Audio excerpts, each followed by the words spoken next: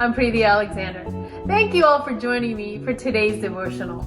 Have you ever been in a situation where you needed to know whether God is going to be there for you, no matter what the outcome? Now, for today's devotional, we're going to learn about trusting God in uncertain times.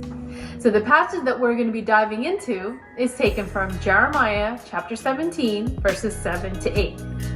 Blessed is the man who trusts in the Lord, whose trust is the Lord. He is like a tree planted by the water that sends out its roots by the stream and does not fear when heat comes, for its leaves remain green and is not anxious in the year of drought, for it does not cease to bear fruit. Now, when our trust is in God, we are secure. It's easy to say, we trust God when everything is going good and everything is easy. But it's a whole nother deal to trust God when things are not going your way, right? We must trust Him enough to let Him succeed in His terms and in His way and in His timing.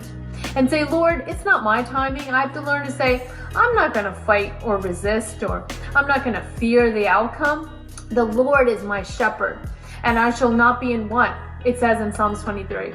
In other words, God says, I will take care of you in all of your needs. You just have to trust me. Even though we walk through the valley of the shadows of death, I will fear no evil, for you are with me, the Bible says. In 1 Peter 4:12, it says, Dear friends, don't be surprised when you go through painful trials and fiery tests in life. The Bible says in the world, you will have tribulation. 2 Corinthians 4:17, verse 18 says, For our temporary and momentary troubles will not last, but they are achieving for us an eternal glory that far outweighs them all. We have to focus not on our problems, but rather on what is unseen. For what is seen is temporary. It's not going to last, but what is unseen it's eternal. See, my tendency when it comes to trouble is when I see trouble coming on the horizon, I tend to go around the trouble. I want to find a way to get out of the trouble. But sometimes God says, trust me. Look for me in the middle of your troubles, right? He says He wants us to walk with Him. But we have to trust Him first. So, when God says, do you trust me?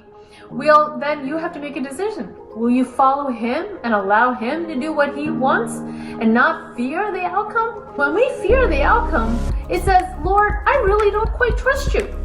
So my hope and prayer for you is to allow the Lord to do what He wants to do in your life and my life and not fear the outcome. So, thank you, and God bless you.